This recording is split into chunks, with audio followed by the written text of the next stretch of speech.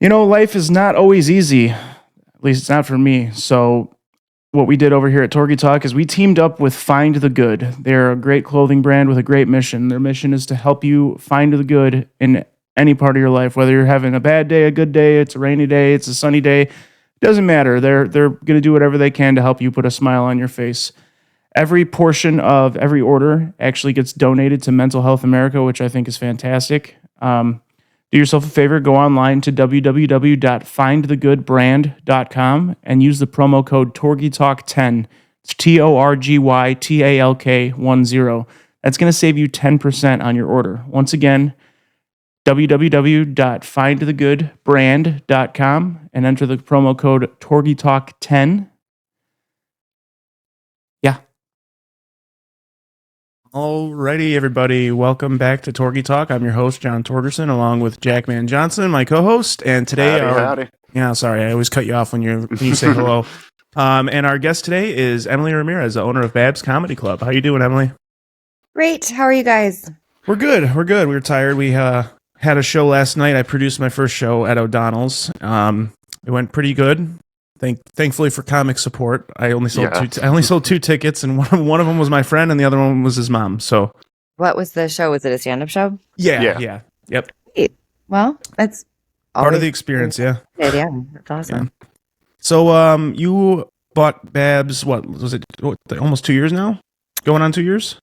The building we bought 2 years ago, and then we opened the business in the fall, just this last fall. So Right. Okay. October 25th was our opening.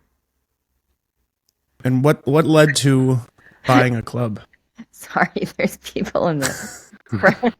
I'm downstairs, and the whole window front of the business is in front of me, and I just saw this whole interaction of this mom that was like, "Yeah, I went to the kid-prov show. It's really fun." So that's cool. Yes. So what led to you buying a club? I know you've been doing improv and comedy for a while, right? Yeah. I mean, not to be too specific, but I didn't buy a club. I bought a building, and then I created a club from scratch. Gotcha. Right. Super different. Yes. So I had been producing stuff a long time, and my husband and I also have been restoring old houses for a long time, and that's something that we have a great interest in. We really like doing that. And so I just got kind of tired of the barrier of entry for producing the way I wanted to. So, when you're dealing with another venue, the communication can be kind of patchy, and when you're paying your artists, it's only after you get paid from the venue, and the venue has their own idea of what they should make on it, and different stuff. So I thought it'd be fun to work for myself. I thought it'd be fun to be able to create my own space as the director and stuff. And so yeah, it seemed like it kind of dovetailed nicely with me and Chase wanting to continue to invest in old buildings and restore stuff and do our own work in that way. So kind of a lot of things, but yeah. Cool. So is it so far so fun? I'm assuming it's a lot of stress, especially starting out. Yeah, it's a lot of work. I somehow miscalculated the brain capacity it would require to both be the runner of the business end of things and the artistic end of things at the same time. So yeah, it's a lot.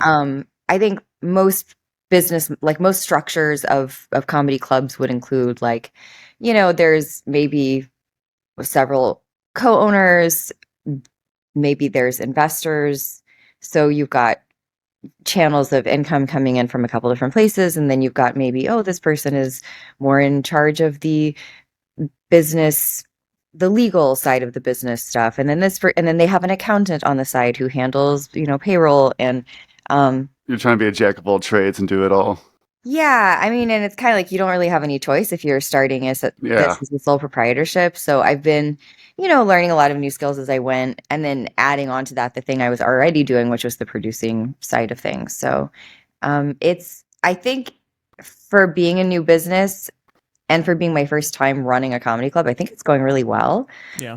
but you know, I mean, it's a great vibe in there. It's a great, yeah. I like the red. I don't know what the red makes it feel. I don't know if it makes it feel like menstrual blood. I was gonna say like more, I don't know, like retro kind of makes it feel like an old, like brings that old club feeling. You know? Yeah, that's what I wanted it to feel like. I wanted it to feel kind of like cabaret style. Yeah.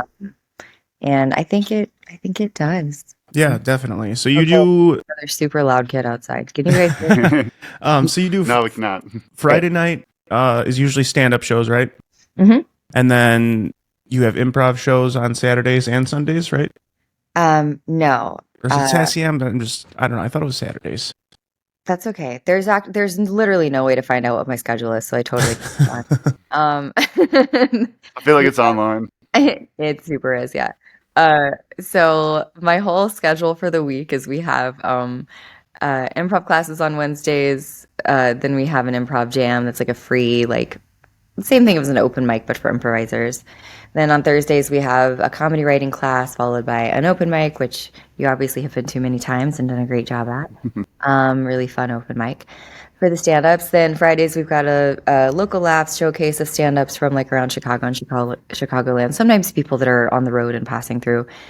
And Saturdays we usually have 3 shows: a kids improv show at 3, a improv and sketch show at 8, and then an all like adults only improv show at 10. Okay. And then we have kind of random programmings, just like interspersed throughout that. Like tonight we have something called Botch Party, which is actually produced by some other comedians. It's one of the few shows that I put on that I don't personally produce.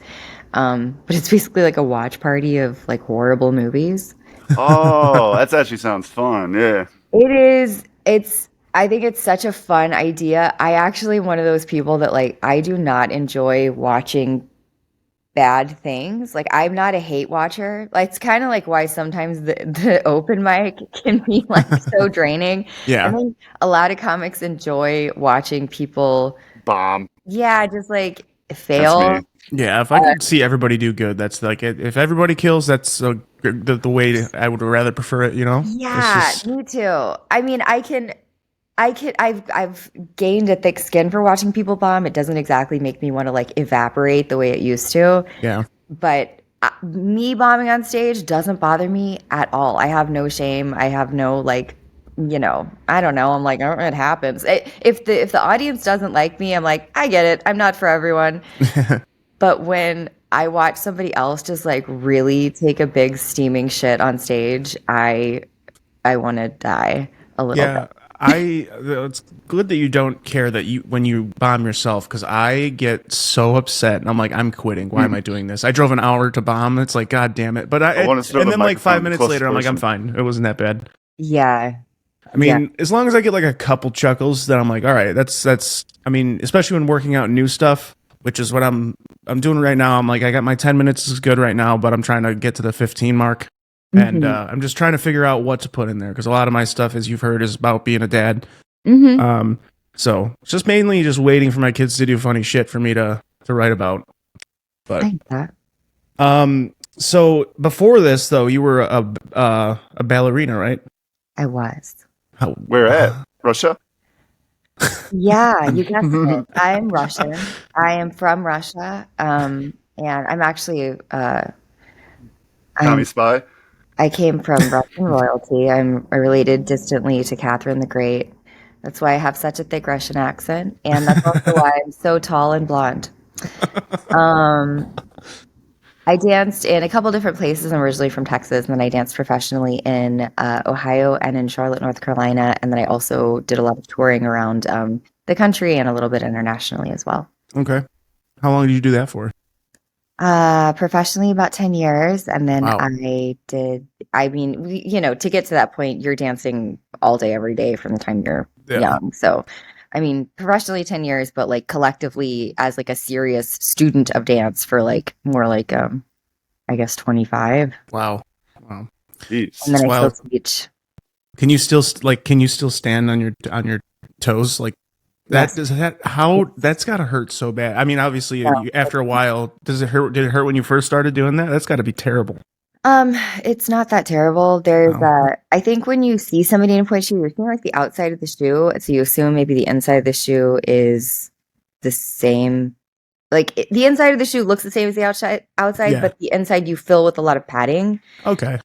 It would hurt if you went on point with no like ankle or toe or Yeah, did you have to body like bind your strip. toes? Bind your toes. Yeah, like tie them up so they don't spread when you're on your tippy toes. Yeah, you get like Really? you get jet glue and you put them between all of your toes, and then you wrap that in like a ton of saran wrap, and then you dip that in Rubber pebbles. cement. Mm-hmm. No, you don't. You use just padding. You can tape your feet if you're prone to getting blisters, but I wasn't really. But yeah, like it's the training that you do to like be a dancer and to go on point is pretty intense. And so by the time you're on point, you should have a lot of strength necessary to kind of like make that not so painful. And everybody has their own unique issues with going on point. A lot of it depends on just like the way your foot is shaped genetically and a lot of other stuff and like how archy your foot is. So like how much you're sort of over your shoe or off of it. And I think genetically I had a really like a pretty lucky foot shape and I was really strong and so like yeah, I didn't really have a ton of pain. Yeah, genetically, my toes would snap because I'm fat.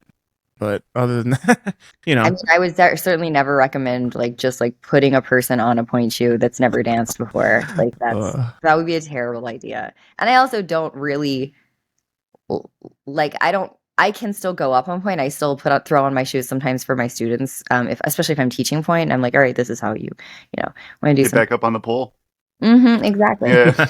But it's not like something I'm doing all the time now. It's nice to kind of be over that part of my career. Yeah, that's so you've basically just been in, I guess, ballerina dancing is entertainment. So you've just been in entertainment your pretty much your entire life, huh? Mm-hmm. That's cool. That's cool. That's cool. Thanks, Jack. Okay, Thanks. sorry. Jack, what are you drinking? Margarita. It's my Sunday. 10 a.m. margarita. Whoa, what? Yeah. I guess that sounds crazy to me because I'm still TBH a little hungover, so. Yeah. Wow. All right. Hell yeah. Oh my gosh. All right. So I me and Luis Ramirez went to your that improv class one time. Mm-hmm. That was a blast, and I want to come back for sure because that was a lot of fun. It was really cool to like you. I remember you saying in the beginning of the class, like stand-ups are always looking for that one-liner, like something funny to say, and you're saying that sometimes most of the time it's actually more funny to say the thing that's spontaneous and not like in the moment. Yeah, so like that was kind of cool to. I saw myself doing that for sure. I was like, oh shit, don't look for the joke, just say what's like there. I guess. Mm-hmm. Mm-hmm. And that was I don't know, that was a pretty cool class. I really enjoyed that. Yeah, I mean, I think I noticed that stand-ups and improvisers tend to be very siloed from one another and kind of a lot of people feel like they're choosing one camp or the other. I think there's also improv is sort of like the open butt of every joke. I did just say the open butt. Like it's sort of an open joke that everyone's just like, oh, haha, improv's like stupid. And like, I gotta be honest, it's a strong skill to have. It really is. Sure, it is. Yeah. I also like objectively understand that improv is ridiculous. And like, I mean, I'm not so ridiculous and delusional that I'm like, how can everyone not understand improv as an art form? Like, I get it. It's weird and cringe sometimes, especially bad improv. But good improv is really artful. It's really good. It's like you said, Jack, it's a great skill to have. And also, any person. Well, I grew up watching Whose Line Is It Anyway? Mm-hmm. That was one of my favorite shows growing up. I loved improv, always. Yeah, it's super fun. And any stand-up would benefit from having improv experience. And there's a lot of successful stand-ups who started improv or passed through the improv kind of world that are like great stand-ups. Actually, a lot of my favorite stand-ups have done a lot of improv. And so I really like being able to kind of marry the two skill sets for people if they haven't experienced that yet, because it's really helpful. I mean, that's not to say that well-written stand-up isn't incredible on its own, and that writing is not a huge important part of being a successful stand-up, but improv will never not help make your stand-up better, is Right. my opinion. Yeah, I would agree with that for sure. And also just the putting yourself in an, like, cause that was very uncomfortable for me at first. I was like, oh, this is like, I know, you were super red. You were like blushing the whole time. It was really funny. I was My little very, tomato. very uncomfortable until I just like got reactions from the other improvisers and everybody. And then I saw how supportive everybody was of each other, and it's like we're all just kind of fucking around. Yeah, it's And, very yeah. cool environment to just play in and be silly. And if you're Pretend all time. yeah, it's like, you don't really get to do that much as an adult. Amy Poehler said, you can never look stupid if you're having fun. And that really is the thing. Like, if you can get over your own embarrassment and pride and whatever, Goes a long way. yeah, and what a cool skill set and quality to have on stage, just in general, of being like not taking yourself too seriously. Because I think that's one thing that can be uncomfortable to watch when you're watching performers that are just like super protective of their egos and super afraid of like not doing well and taking it super personally. Yeah. It's really liberating to just be like, well, that didn't work. Yeah, for sure. Yeah, I loved the fact because right after that I went to an open mic and I was so loose and just like didn't give a shit what anybody thought of the new stuff or whatever I was doing. And I was like, man, I told myself, I'm like, I need to keep going to like every once in a while just do improv just to like loosen myself up and get over it. Because I guess recently I've been getting weird nerves. Like I always get like a little nervous before my sets, but like especially for show, but like yes. But like I'll literally just out of nowhere, I'll just be like on like recently on stage in the middle of my set. Like I did the Red Room last Saturday and it was smaller crowd. There's like 20 people and I didn't get a huge laugh where I usually get a huge laugh. I'm like, oh shit. And my stomach like flipped and I was like, what the fuck is going on? That like can't happen. Yeah, It happened to me at the Comedy Cabin. Yeah, it just said sorry after every line. Somehow that worked, but I ended up recovering. Yeah, I ended up recovering. I fought through it, but I was like, whoa, I haven't had that like in the middle of my set. Usually it's once I get up on stage, I tell the first joke, I'm fine. I mean, I think not doing well in your own head during a set is like chum in the water for the audience. You know what I mean? Like they just don't, if your asshole is tight, then their asshole is tight. And now we're all uncomfortable. Definitely. And it's kind of like our job, I think, to sort of lead the room in convincing everybody that this is all going well. Yeah, seriously. But yeah, no, like I went back and rewatched my set, and I was like, because I was like pissed at myself. I'm like, dude, what the hell? Like I ended up, the host ended up saying something about this good-looking gentleman in the front, and in the middle of one of my jokes, I'm like, I think you've probably heard, I don't know, you hear a million jokes, but I have a joke about Doggy Style. I'm like, is there any Doggy Style fans in here? And oh yeah, I've heard that joke.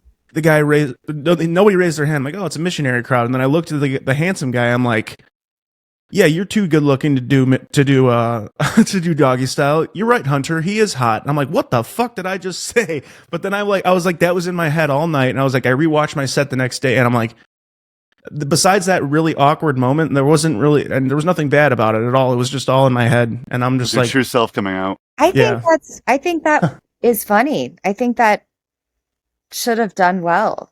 Yeah. But also if it didn't, I mean, in a situation like that, there's always a way to get out of it. Even to be like, did I just say that out loud? Oh my God. There's so many different ways to get out of it. Yeah. But yeah, like I said, as soon as you feel uncomfortable, then it gets weird. Yeah, I've just noticed, like, just because I like to record a lot of my stuff just to see just the way I look on stage, if I'm Lately, awkward I like or to not. pick a person out of the crowd and blame them for making me uncomfortable. That seems to work.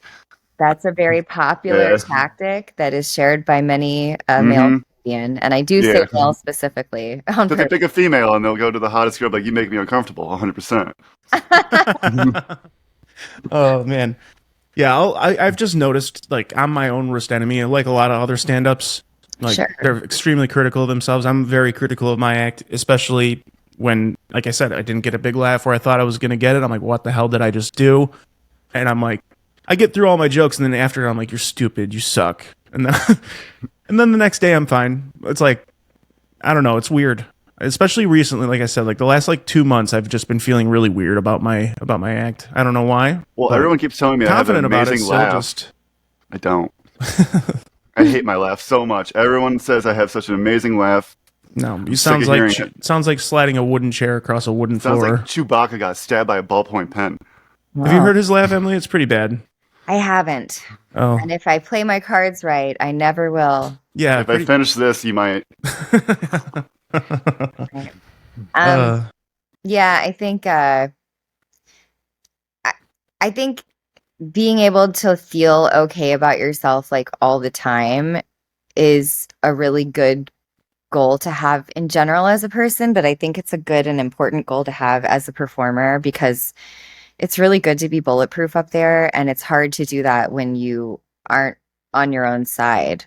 Right. Yeah, absolutely. So that's sort of like a skill set that's important to have on top of the actual like ability to do what you do on stage. Yeah, no, I agree with that for sure. Because I've also noticed when I'm having a hard time in my personal life, it affects my act for sure. Yeah. And like you can just tell, the difference between when I want to be there and when I'm just like doing it because because I got to put in the work. You know. Mm-hmm. And sometimes I just got to remember that this is supposed to be very fun, and it is a lot of fun. It's like, and the ups, like the I guess not as good performances, those are necessary to keep you leveled, Mm-hmm. I just tried to tell myself that all the time. Like I just did the Vixen. I just hosted the Vixen on last Wednesday, and it was like, that's a huge room, and there was only like 30 people in there, so 30 laughs in that giant room with 50-foot ceilings or 30-foot ceilings, like it's not going to sound like anybody's in there. And I was just, like I said, I didn't have like a bad set by any means, but I was working out some new stuff that I was throwing in there every once in a while, and I just was like, why isn't everybody laughing super hard? They were laughing, they were just like super far away. I'm like, I got into my own head again. I was like, what the hell, dude? And then I'm like, no, but those performances I feel like have been necessary for me because it's like peaks and valleys, Yeah. It's also kind of like giving somebody like a present. Yeah. Like when you give somebody a present, you don't get to decide how they accept it. Like whether they're super, super appreciative or they're just like, hey, thanks, buddy. That's awesome. Yeah. Or like, oh my God, it's so nice of you. Thank you so much. Like the only thing you can control is just like, I want to give this present to this person, and it's going to make me feel good to give them a present. I just want to give a gift. And I feel like stand-up is that way, where it's like, you got to do stand-up because like you want to do it and you want to present it and you want to, perform up there because it feels good and it's fun. And then the way that people take it. I feel like that's how strippers think. Absolutely. Yeah. You would know, right? Oh my yeah, goodness. like you think strippers get in their heads because they're like, why isn't anyone getting boners tonight? I would. I'd be really disappointed. It's funny. We actually just had 2 male strippers on recently. Well, Danny Hamill, he was an ex stripper, and then my buddy Sean. He's back in from retirement. Yeah, he just unretired at 33. So yeah, he's it's pretty fun. Sean Haynes. Okay. Yeah, we only know male strippers. Yeah, I don't know too many female ones. I gotta say, it's such a funny concept to me. A male stripper. I mean, I think it's very clear that it didn't exist until after female strippers, and then they were like, it feels to me like someone said Jesus was the first male stripper. Oh. Yeah. I mean, he's up on the pole. I mean, okay, I won't elaborate, but yeah, I get that. Yeah. That's an interesting way to put it, Jack. Sorry, I'm not good at improv. Wow, Jack, you're bombing at 10:30 in the morning. How do you feel? Is that hard? Oh my God.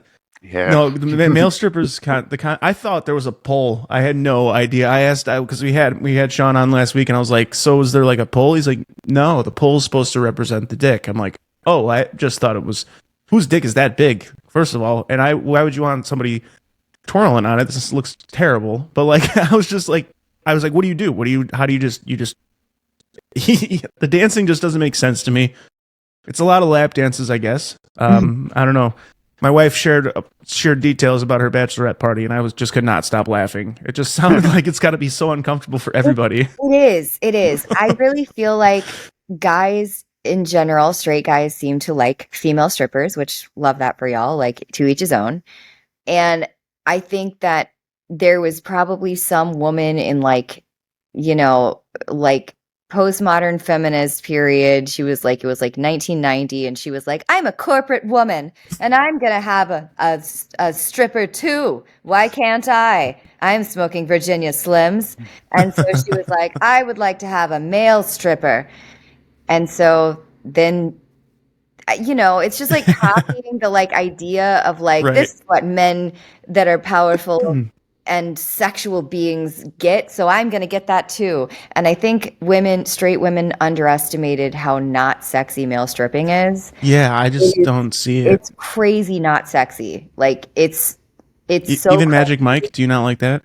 No. No? I think it's like I hate it so much. It makes me want to disappear. I hate it. It is the least sexy thing I can imagine. Truly. It really is. I mean, if I just can't even imagine trying to be sexy to do that. Like how? No, no. I also, to be fair, could you consider a drag show then? Like, what's your ideas on that? Because they're trying to be sexy and they're doing comedy too. Yeah, I think too. Drag is more of like an art form and like a theatrical experience, and less of just like, oh, look at my boner. Like it's not. I also didn't realize strippers aren't good dancers, right? But the point of stripping is to get everybody hot and bothered, and that's not my experience when I've seen male strippers at all. I'm like, please put your clothes on, and also, do you want to just like have a sandwich or something? There's food in the back. Like, do you? I'm sorry, you don't have to do this. What happened? Are you okay? I didn't realize that the male strippers were hard the whole time either. I thought that was wild. At least that's what I think some of them. I think a lot of them have like underwear that makes it seem bonery. Okay. Padding. Yeah, Gotcha. I think that's a thing. I've seen both versions. Yeah, I don't know. My wife told me about it, and she was just like, it was so uncomfortable. This guy's just up, like, giving me a lap dance, swinging his dick in my face. Yeah. I'm like, she's like, do you care about hearing this? I'm like, no, keep going. This is hilarious, actually. Keep going, please. Yeah, and like, got any photos? One of them broke a chair, and it was during COVID, was our wedding, and like, so I had my bachelor party at the house in the basement, and she had her bachelorette party at the house in the garage. And one of them broke my fucking chair. They went way too hard. Whoa. Yeah. Did you have female strippers? Yes, we did. And okay. And was that awesome? It was fantastic. It was very fun. Because we played, games. They took my friend's belt and whipped the shit out of me. I didn't like that part at all because they kept hitting me in the lower back. My name's Toby. They kept whipping me in the lower back, and I'm like, I stopped them. I'm like, hey, if you're gonna do this, smack my ass, please, because you're hurting my back very badly. I had welts on my ass for like a week. Wow. That part I hated, but okay. They're like, all right, pick somebody, and I'm like, for what? They're like, who's next? And I'm like, I picked my brother-in-law, and I'm like, pick him. And then they were smacking his butt, and then my buddy Justin grabbed the belt from the stripper and started beating the shit out of my brother-in-law. It was actually very funny. That doesn't. He didn't find out for a year later that it was Justin. It was him. He's like, man, too much. He's like, man, these girls are strong.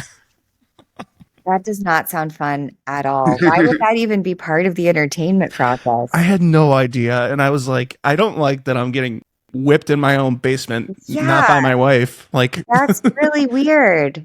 Yeah, that part was really weird. I gotta kind of hand it to the female strippers. They're like, how do we get through this day and not hate it all the time? And they're like, let's just start beating the shit out of all of our clients. Fuck them. Dominatrix. Yeah, we didn't. Yeah, we. As far as I'm concerned, my best man did not hire dominatrix strippers, but they. Well, I'm sure they didn't because dominatrix. Yeah, we would have been tied up. Is it dominatrices? Is that the plural? That? Yeah. Well, dominatri. When you're a dominatrix, the whole thing is about like consent and safe words, and controlling the environment. So that's not what that was at all. Right. It just sounds like abuse from a person you paid, which is you can't say safe word with a gag in your mouth. Yeah, besides that, I mean, it was a great time, and it was COVID, and it was like, nobody left with COVID. That was cool. Nobody got nice. It. Yeah. I was worried. Someone left pregnant though. Yeah. Someone left with ass welts. Yeah, seriously, I'm telling you, it was bad. I was like, and they were hitting my back, and I'm like, this is not cool. Was it after your back surgery? No. This was oh my God, our 5-year anniversary is this year, so it was 5 years ago. Congrats! Yeah, thank you. Yeah, it's been great. It's been fun. Now we got 2 children out of it, which is great. Yeah, I love that for you. I'm assuming with that response, you do not want children of your own, or do you?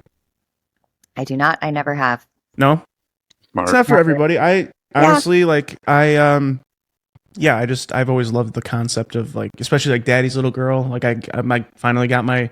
We had my son first. I wanted him to be a girl, but then obviously he was a boy, and then who's a real daddy's little girl? Who? Those strippers. Oh Jesus! Don't say that. No, that's how that works. Yep. No, not my little princess. Daddy's little girl. Oh, my stripper name is Daddy's little girl. No, stop it. Here's the thing I don't understand about men. How can you hold in your brain? I understand. Yeah. You know what I mean? I know what you're saying. I'm my innocent little baby girl. And like, yeah, I want this stranger woman to ride on my dick. Like, I don't. Yeah. I mean, I completely get where you're coming from, because I don't get it as well. Because I have not been to a strip club since I've been a father. I have not, like, it totally changed my view on things. It's just like, because that is someone's daughter, and they probably had a fucked up childhood. The thing that humanizes women to men is having and owning their own, basically, which is own woman. Yeah, like, I have one of mine, and it's part of me. So now women matter. Yeah, I mean, a little bit. Right? It's just a dudes being ignorant. It's just like, it doesn't really put it into perspective until you're on the other side of it. Yeah, I guess I'm lucky, because even not having children at all, I see men and women as equals. It's pretty cool, but I know I'm alone in that. So anyway, no, I view women as equals too, just not the strippers. I'm just kidding. Not those whore strippers. If I'm paying you, you're less than me. Right, exactly. That is a very American way of thinking, isn't it? Like, it is actually one of my favorite / least favorite things about being the owner of this club is that, first of all, nobody, even if I literally can tell somebody, hey, welcome to my comedy club. Yeah. And people have sometimes laughed. Really? Like if I'm behind the bar and I say that, I think the reaction, it's like, oh, they have a funny bartender. Like, yeah, that's. And it, like, I really have to very explicitly say that I'm the owner, because it's not presumed ever. And, maybe it doesn't need to be, but it's also like sort of hard to believe for a lot of people. Yeah. And the benefit of that is a woman owning something. Right. Well, not only that, just like, I don't know, maybe I've been told I look kind of young for my age. I think maybe that kind of partly goes into it too. And then I've been told I look too friendly and I am too nice to be a comedian, which I'm like, you don't know me. Yeah, right. But even just, I don't know what the assumption is that every comedian is like, I don't know, super dark and tortured, or maybe that every single thing they say is like a really sardonic joke. But especially being a business owner in general, like, you want to be friendly to your clients. And I like to believe I'm pretty friendly in general to people, unless I have a reason not to be. But anyway, for all those reasons, when people are in this space, I typically get to see the way that they actually, like, who they actually are, because there's the John that walks into a comedy club that's like about to do a set, right? And then there's a John that walks into a comedy club that's going to order a drink. And then there's a John that walks into a comedy club trying to book with the owner of the club, right? There's all those different types of you. And not to say that you're the kind of person who acts super differently. I don't feel that you do. But some people I'm going to see their best side because they are trying to get booked, or because I'm the owner, or whatever. So because people don't clock that about me initially, I get to kind of see the person the way that person treats a server, essentially. Yeah. Because sometimes I'm their server, and that's all I am to them. Which to me, it's like, if you're a person, if you're a human being, then we're cool and you're cool, and let's have a nice time together and whatever. Like, if I'm going to treat a server the way I would treat any other person if I walk into a room and you're a stranger to me. But that's not always the case. I also get a lot of like sweetheart and a lot of like I hate hand around the lower back. Hey, honey. It fucking drives me crazy. Unless the guys that do that to me, unless you do that to every bro that you're trying. Unless he's putting a $20 tip into a thong. Yeah.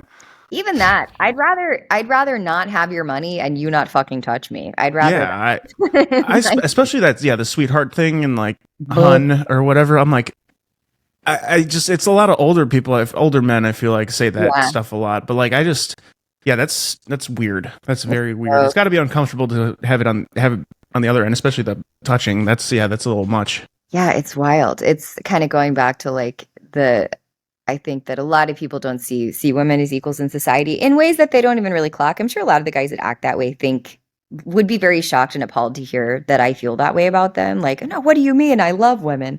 My wife's a woman.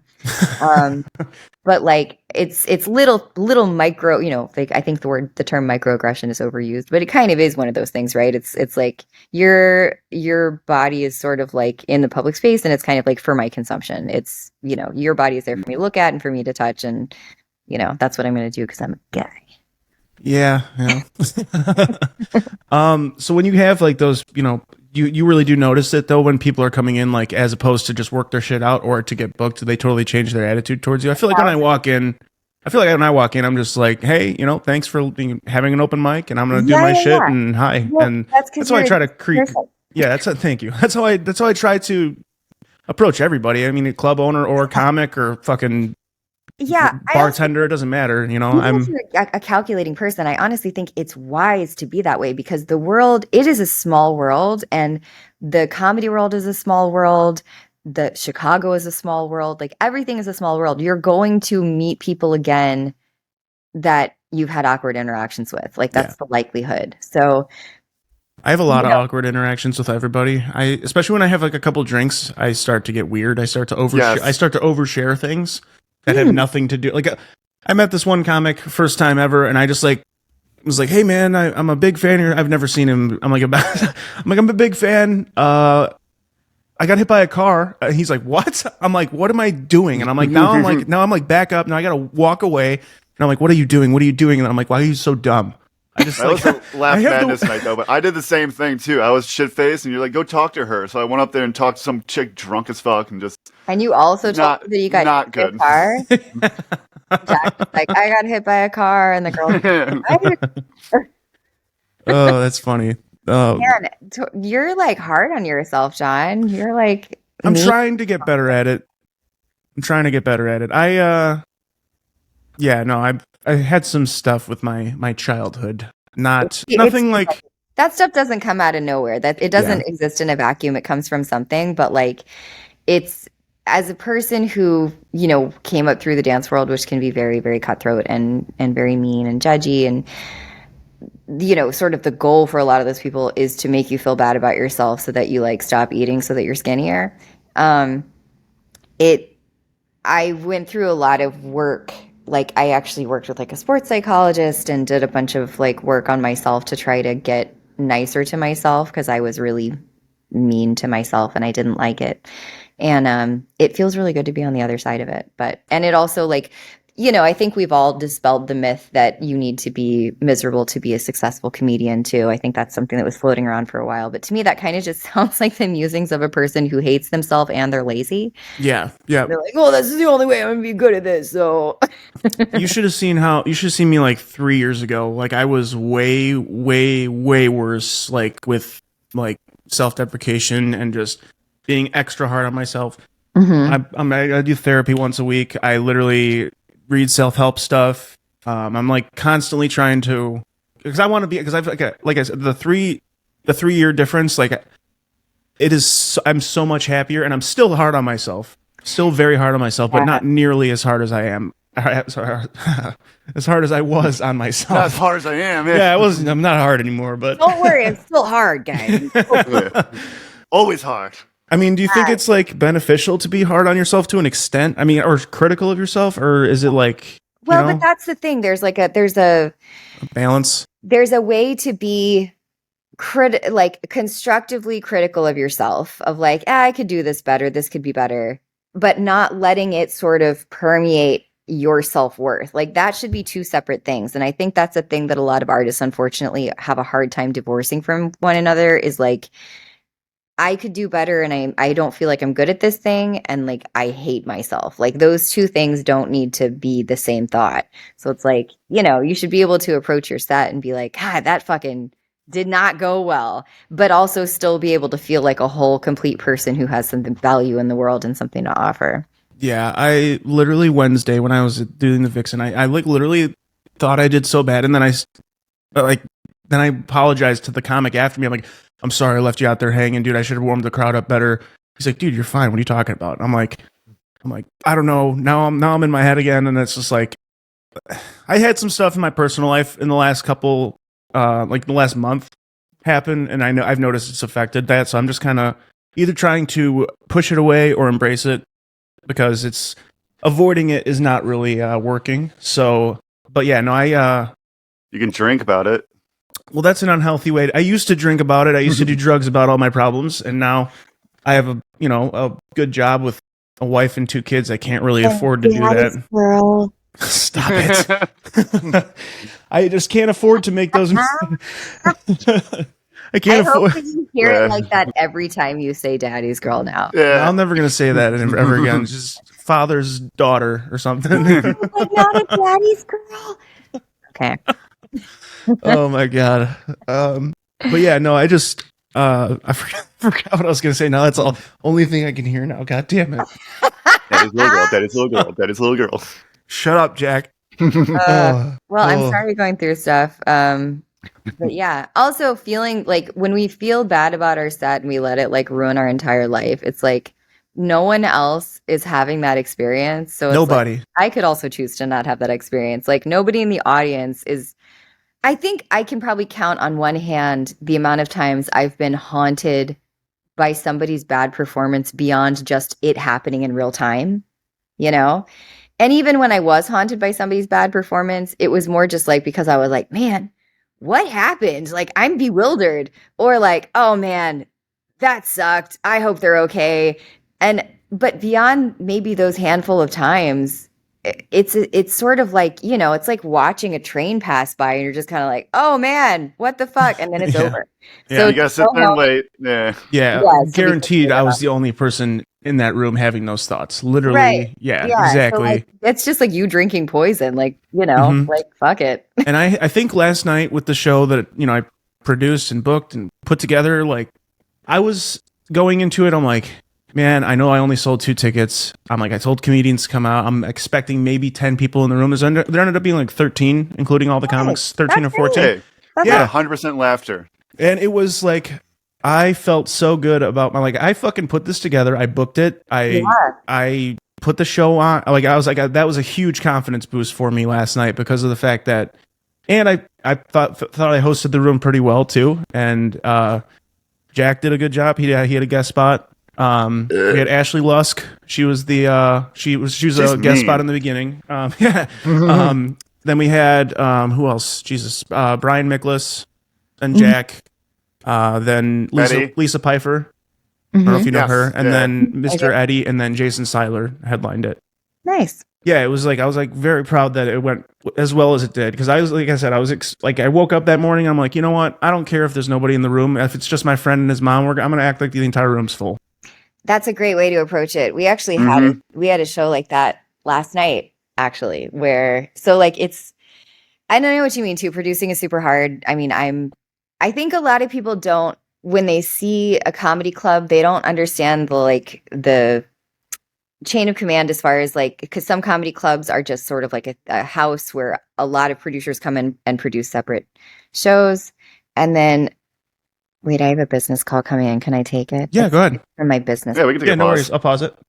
Hey everybody, this is Sean with Fat Candle, and today's episode is sponsored by Fat Candle, which are candles inspired by men's cologne and women's perfume. And at the end of each episode will be a discount code. You can save 10% off your order. Thanks for listening. Oh, there was, you know what I'm trying to say? Yes. Are you on Eventbrite or on my website, the Babs Comedy Club website? I'm on your website right now. Okay. And my daughter and I thought maybe you could put an extra chair, or maybe you're not, you know. Okay. So we are sold out, but it is kind of awkward. I know that we only have about one ticket left. So why don't we do this? I will just add I'll add one more ticket onto, well, you know what? Why don't you come with your daughter and just pay for her ticket at the door? Really? And there won't be a problem? I mean, it's my club, so I can do whatever I want. I didn't pay for it, and then it said it was gone. So I'm pretty sure that we screwed that up for you, and I'm very sorry about that. No, you didn't screw anything up.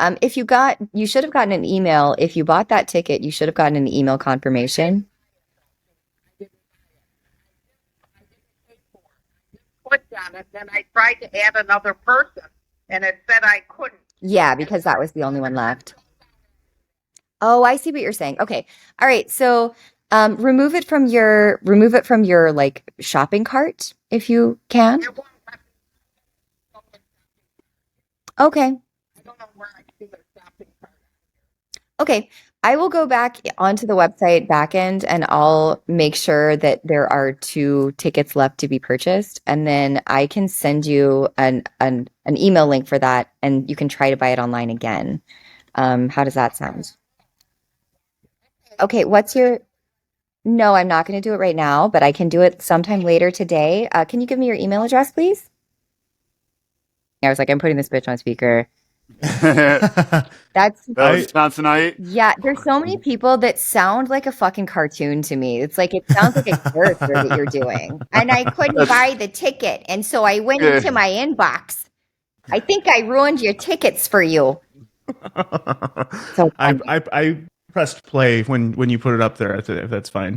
It was very. I can take it out if you want me to, but I wrote down, this is so funny. I'm like the timestamp when she started speaking your email, so you can definitely cut that out. I paused it when she started her email, so I'm not giving out her email. Great. But good. That's how often you getting calls like that? I mean, on any given day, like between 2 and 10.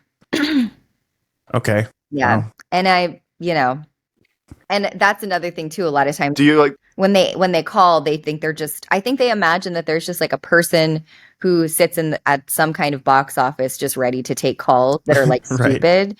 That are like, not that call was stupid. That is a unique issue that she had. And so, I'm happy to accommodate. I'm also like, I appreciate anybody in the world that wants to pay to come and see a show that I produce. That's so cool, Yeah. It can be frustrating though sometimes when people are like, sometimes people call and they're like, yeah, y'all got comedy shows? And I'm like, yes. When? And they're like, what kind of shows do you have? I was thinking about coming out maybe sometime in a couple weeks. What's going to be going on then? And I'm like, well, do you have the internet? Because guess what? He'll be there. I've got some news for you. I've got a whole ass website. You can look at it and you can see. And you just tell me what you have. No. Yeah, and I don't have it in front of me. People want to treat me like a fucking menu. And if you're doing customer service, you like practice like your voices and like impersonations and stuff. I think I have plenty of time on stage to do that. Honestly, I am shockingly, like, you would be shocked how much I don't have an appetite for performing. And anything that happens now as far as performing is just like, it happens in real time, but I'm not actively working on improving my craft very much because I don't really have the time to. And the only reason why I really perform now is because, kind of twofold. One, when I perform, I'm free. So for a new business owner, it's more economical. I save, I looked at it one time, I save about $1,000 a month doing all the shows that I do. because if I was paying somebody to do all the shows I was doing and the hosting I was doing, I would be paying about that much. And so it saves me a lot of money, but also as a producer, I know what kind of show I want to happen. And I've been performing for long enough that I trust myself to make that happen as a performer on stage. So I'm performing from a very producer-minded standpoint. And then lastly, I've noticed, and this was not something I anticipated. I don't know why I was being so naive. I didn't realize how much I personally would be the face of this company. Yeah. You know what I mean? Like, I kind of thought it would just be like, my dream for it is like Babs Comedy Club. It's like, I didn't name it after myself on purpose. Like, my face isn't on the logo on purpose. My mouth is on the logo, but you would never know that. Oh, now we do though. Yeah. But you'd never pick it out of a line. Right. You know what I mean? Right. And so, but people in this community really like knowing who runs it. They like knowing who they're supporting. And there's some kind of like, I have a lot of regulars now, which is awesome. Yeah. And I think they enjoy having a sort of relationship with me as my audience. And so that's really cool. But I'm also like, for that reason, when I get to turn off, my off button is hard. It's like, I am not trying to be a performer. I'm not trying to talk to anybody. I'm not trying to wear outside clothes. I'm just like, I'd like to press a button and go deep into the center of the earth. And then just like come out when I have to do a show again. So were you picturing the club to just like stand out on its, like, not stand out, but like be known as just its own, not like known by you, or that's basically what you're saying? That was what I thought would happen. And as I started realizing that people kind of started expecting some kind of interaction with me, or some kind of like, that they enjoy having a relationship with the owner, I think that's cool. And I can certainly honor that. But I don't know that people realize when they're calling the number that they're literally getting me on my cell phone. Yeah. No, it is cool though, compared to like other clubs that, like Comedyplex, for instance, like Mars, he doesn't, I didn't know him until I got booked on the show. I didn't, because he doesn't host or anything, like, what I mean? He's paying the host and stuff. So like, I think that's a cool, I definitely think it's good for, I'm good for business. I don't run a business, but I feel like it's a good way to show face and show your patrons and your regulars, and just, that you care. I can certainly see the benefit for bookers and owners to not have a relationship with the public as much, or with comics as much, because it does kind of put you in line to have a lot of conversations about, like, I mean, there's a lot of people that come up to me and ask to get booked. And that's really nice that they want to get booked, but it's also, I've made it a point for myself to be more of a mentor and to like demystify a little bit the process for like the path to success for people, at least from my perspective. And so I want to be available to people if they want to ask questions and if they want advice and stuff. But it's also hard because sometimes if I'm having a bad day and somebody's just like, yeah, like, do you think I could maybe get on a lineup? And I'm like, yeah, I don't know if it's a good fit right now. And they're asking why. Sometimes I want to be like, because you're not funny. Like, just no, because I don't want you on stage because you're bad. Yeah, be like the ballerina mom. Be like, you're too fat for my stage. Sorry. Oh my God. No. But I also feel like everybody I've seen in the arts, in dance, and I've also done like musical theater, and I've done like film and TV and stuff and voiceover. And so like in all of those avenues, there's been people that I've seen along the way that I thought initially like didn't have any potential to succeed at what they do. And then I saw them years later and I was like, oh, you know what? Like they stuck with it and they actually got like really good at it and started to get a lot better. And so who am I to say that they're never going to make it? So I've decided a long time ago as a policy, like I'll never say never to somebody. And if I have a not now for them, I'll tell them why. And hopefully they can grow from that, I mean, it's got to get annoying. Like, I'm sure you get it every week. I'm sure people at the open mic are like, hey, can you book me? I'm sure probably, yeah. So, I mean, one show that I like, when I started posting flyers, I started getting messages like, hey, where can I submit? I'm like, Jesus fuck, dude. Yeah. Already? I'm like, I haven't even put on the first show yet. I don't think I'm going to do the second one at O'Donnell's. I'm going to try to find a spot that will give me money to pay the comics so I don't have to dip into my pocket every time. I just don't know what I want. I don't know. I don't know where I can do like sell tickets. You know what I mean? It's just hard. Like, I mean, it's hard to sell tickets in general. Oh, what I was going to say before that phone call is that so I produce almost every show that happens here. So basically every week, like this week was a normal week. So I produced the stand-up showcase and then the 3 improv shows. So I produced 4 shows. And then I also, was running. Jesus, that was loud. Sorry. I was also running some other, the jams and stuff like that. So that's a lot of stuff to produce in a week. And so anytime anybody comes is really cool. But our 10 p.m. late night improv show, even though it is, in my opinion, by far the most fun show, and when people come, they're like, that was such a fucking party. It was so fun. It's the one that here in this area, it's been the hardest for me to get the word out about, because there's not a lot of foot traffic here at 10 p.m. Right. for people that aren't just out binge drinking at like a bar. So I think that people, I think my core audience hasn't really found us yet, which is fair. It takes a while to grow it. But my policy is just like you were saying, like if no matter who's in the audience, we're going to go out there and we're going to do the absolute best show that we can do. It is one of my hugest pet peeves when somebody is like, well, yeah, like the show sucked, but it's like the audience was cold and like there was hardly anybody there. And it's like, okay, then you didn't do your job that you were paid to do. Your job is to go on and put on a fucking show. And we had 4 audience members in a great show. Yeah, so, I mean, exactly. Yeah. Like, God bless those 4 people for getting a fucking babysitter and driving their car and finding parking and getting a ticket. Like, they did all those things to see your show. So to punish them for the people that aren't here is insanity. And it's not good business. Yeah. So seriously, for sure. The 10 p.m. show, normally comedy clubs, even like ones that I've worked for in the past too, if you don't sell an X amount of tickets that would cover paying the talent, then the show is canceled.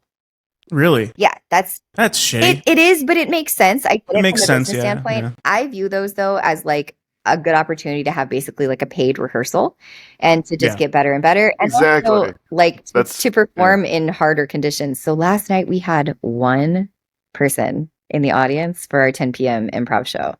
And we had a cast of 5 people on stage. And we did a whole ass show for him. And it was such a party. He was laughing his tits off. He was having such a good time. We had a great time with each other. We feel like better improvisers for it. And I'm like, that was fucking cool. That was cool to be able to give that guy that experience. To me, that was worth the money that I paid my performers that I could have maybe saved, But yeah, that's what everybody deserves. They deserve the best show they can get. I don't know what is hanging on my window, but I don't have my keys to open the door. Yeah, I was just last night. Yeah, like I said, my best friend and his mom came, and I was like, his mom. He asked me the day of. He's like, hey, should I bring my mom? I'm like, yeah, 100%. He's like, should I bring my mom? I'm like, yes, please bring your mom. And I'm like, she's never seen me do stand up before, and I'm like, this is her first time seeing me. I want to make it memorable. I want to make this. All the comedians are on the same page. We're like, hey, let's have fun, let's laugh, let's let's act like the room's full. And it like I said, it ended up being a great time. Great show. Everybody did great. It was definitely a learning experience for sure. Like I definitely should have put, boots on the ground and started like putting up flyers and stuff. But I live up here in McHenry. So it's like for me to drive down there just to do that. I guess I could have gone to an open mic and then did it while I was at the open mic. But like, it's a lot to juggle. I mean, And sometimes you market the hell out of things and it just, for whatever reason. Last night I learned was the Kentucky Derby. Yeah. That's the memes I've been seeing. That's apparently why there weren't that many people out like doing other stuff, because they had all been like day drinking already, watching horses bet on for money, which is super cool. We love. I feel like when you get to a certain level of like rich, then you have to like be Kentucky Derby or horse race. Like I went to an OTB with my stepdad and my stepbrother, and they were like, "Oh, you got to bet on this horse." I'm like, dude, what? I don't want to bet on horses. This is fucking terrible. I'll bet on sports teams. There is a strategy to it for sure. Like you can parlay your bet. I don't know. It's a weird. Well, you look at like their previous wins and all that kind of stuff, and you see the likeliness of their win, and that changes the outcome of your pay. If you've ever been to an OTB, it's weird. Like you got people in there that are like just like I don't know if they're leaning in their mortgages or what. But like they're just sitting there. I don't like being in spaces where people are gambling very much because it's like a wild, frenetic, desperate energy that is upsetting. And I'm just like I'm like looking around the room and I'm like somebody is gonna, like you said, somebody in here is gonna lose their fucking house. That's wild. Yeah, I don't like gambling that much. I mean, I gamble on just football and golf. That's I gamble on and diarrhea. Like I'll like I gamble on farts never too. Win. Yeah, I'll gamble on like getting the hot sauce on my Chipotle burrito, knowing I'll probably have spicy diarrhea the next day, and I'm like, it's fine. But I'm not. And I would say too, like this was obviously a massive gamble. I mean, I didn't have investors for this. I was actively turning investors away when people found out that I was trying to open a comedy club. Like people that know me were like, I'd like to invest in this. And I'm like, that's really cool that you believe in me, but also I don't want your money or your input in this. Right. That's how I would feel. It's like, nope, I want to do this by myself. Go away. But that also means it was my personal money and my husband's money. And like the money that we made selling our last house, like, you know, a lot of people, they sell a house and they go on a vacation. Like we sold a house and we used that money for this. And then my entire 401k, like I used it for this business. So that's a gamble, you know? Yeah. I mean, I feel like it's a little, you know, at least you're gambling on yourself though. You have a vision for it. You're not depending on, hopefully this guy makes a fucking field goal. Otherwise I'm losing $100, you know, it's like, at least you have like, you know, you had a vision, you knew what you wanted to go with it. So it was like, yes, it's a gamble, but it's like, I guess high risk, high reward, as opposed to, you know, high risk, you know, low reward, and the way I bet, because I bet on gamble on yourself and take a dive. Pretty much. So yeah, do you want to do one improv game before we let you go? Okay, we'll do sex with me as like. Oh, yeah. All right. So you got the idea. I got it right here. I got a word generator up right now. Sex with me is like insurance. Mm-hmm. So Emily, if you want to go first. Let's see. Sex with me is like insurance, overpriced. Sex with me is like insurance. I'm a fraud. Sex with me is like insurance. It's only a $20 copay. Sex with me is like insurance. There's a ton of paperwork, and at the end, you feel like you got screwed royally. Sex with me is like insurance. There's always an inspector. Sex with me is like insurance. I don't have any. Next one. I don't like that word. It's like the N-word pops up. He's like, no. Oh, man. I can do that one real quick. Yeah, sex with me is like that. Yeah, it's not even anything close to that size, at least. Sex with me is like tragedy. That's it. Yeah, yeah, that's the punchline. Yeah. Come on, give me a good word here. Sex with me is like cattle. Oh. Sex with me is like cattle because sometimes I get tipped. Ooh, nice. I don't got a good one. I want to say something like sex with me is like non-Jewish because it's all cattle. I don't know. Goy. Sorry. That's all I could think of at the time. I don't get that one. I don't get. It's goy. Okay. Oh. Okay. Yeah. Sex with me is like a cattle. Or it's like cattle. It's pretty bad. That's not the right animal. It's not the right animal at all. Sex with me is like cattle because you can hear me coming from a mile away. Ooh, there we go. Sex with me is like cattle. I like being prodded with a hot iron. Nice. Sex with me is like cattle. At the end of the day, there's going to be a lot of shit on the floor. Sex with me is like cattle. I love drinking milk. Okay. Nope. Bad. All right. Yeah, all right. Sex with me is like cattle. I like to be milked. Oh. Damn. All right. All right, we'll do one more. Sex with me is like gravity. Always keeping me down. Yeah. Sex with me is like gravity. It's just the law of the world. Fair Sex enough. with me is like gravity. I'm always going down. There you go. Yeah. Nice. Generous. You're a generous lover, huh, Jack? Sex with me is like gravity. Everything sags way lower because of gravity, you know. Sex with me is like gravity. When it's over, you're going to be pinned to the floor. You got any more, Jack? Nope. All right, I don't got any more either. But Emily, thank you so much for your time. We really appreciate it. This was a fun talk. Would love to have you back on whenever you want. Maybe one of these days we can bring it to Babs and do it at your club. Whoa, that's or not. You can just say absolutely not, John. That's a terrible idea. No, we're trying because we actually have the capability of taking it mobile now. That's cool.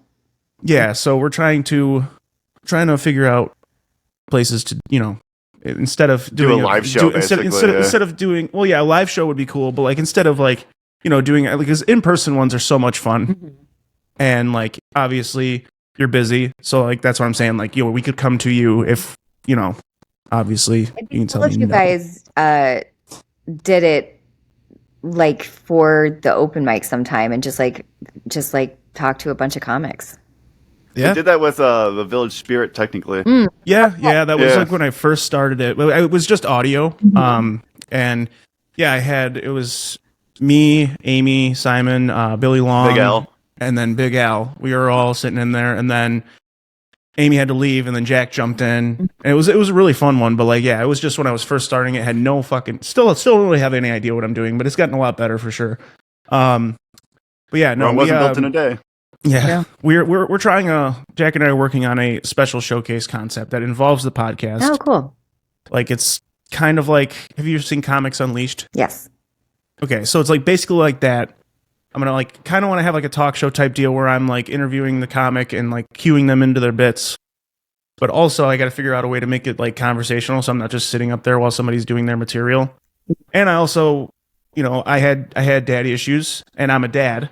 So I wanted to like ask them questions that are going to like cue up a story about their father or whatever, and then I'd give them unsolicited fatherly advice.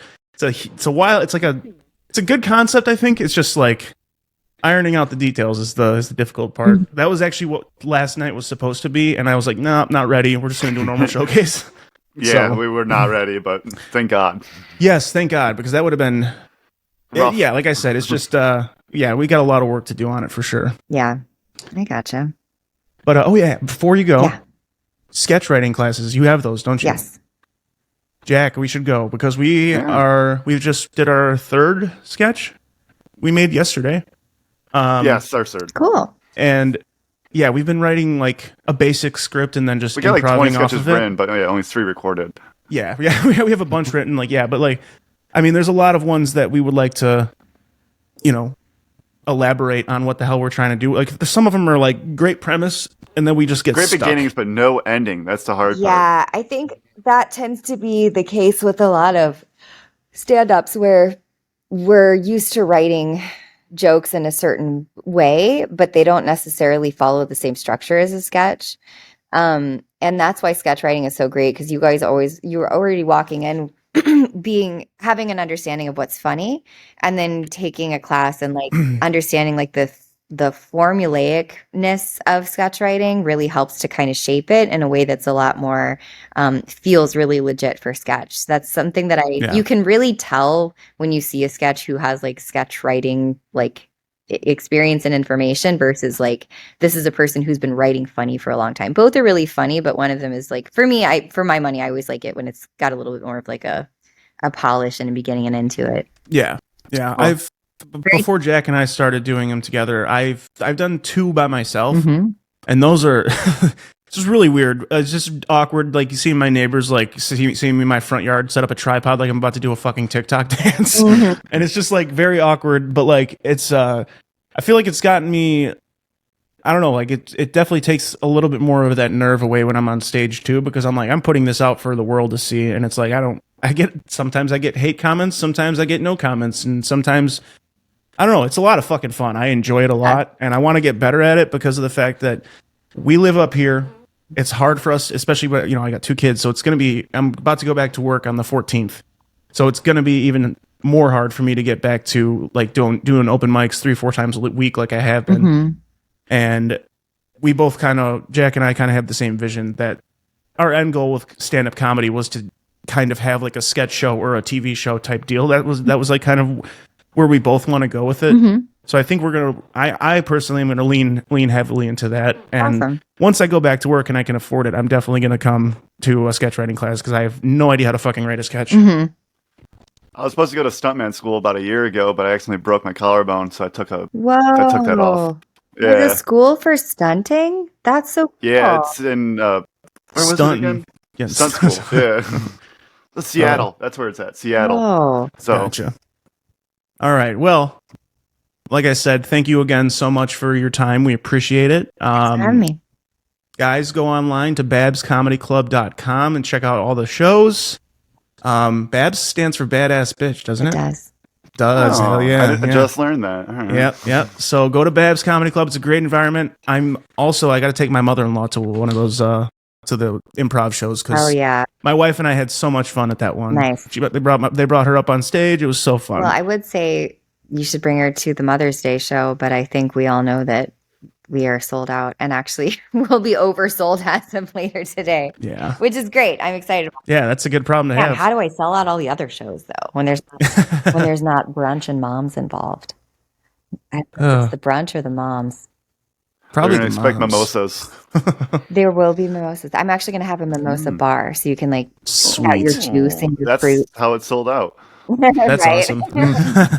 Yeah, that'll be a good time. And so it's a morning or it's like noon. Yeah. Noon. I'm Oh, that's really a great. excited Yeah, that's about it, too. awesome. The lineup's fire. It's a really good. Awesome. All comics that are moms, but they're like really funny comics, and they all have material about being a mom, but they also just have generally great material. Awesome. They're awesome. Well, yeah, I'm going to make my way out to Babs this Thursday from the open mic. It's been a minute since I've been there. So, yeah, I've just been busy. I've been doing PT 5 days a week, 4.5 hours a day. Wow.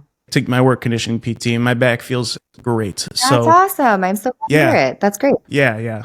So, like I said, thank you again. Yeah. And guys, thanks for listening to TorgyTalk, and we will see you next week.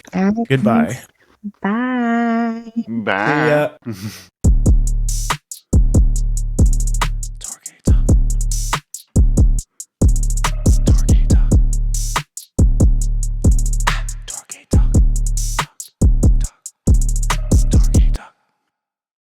This episode was brought to you by Fat Candle Company. That's right. You've made it to the point where we're going to give you a discount code for your order at fatcandlecompany.com. So yeah, go ahead, go to fatcandlecompany.com. Use the promo code FATTORGY. That's FATTORGY at checkout, and you'll get yourself 10% off your order. Once again, that's FATTORGY FATTORGY at the checkout to get yourself 10% off. fatcandlecompany.com.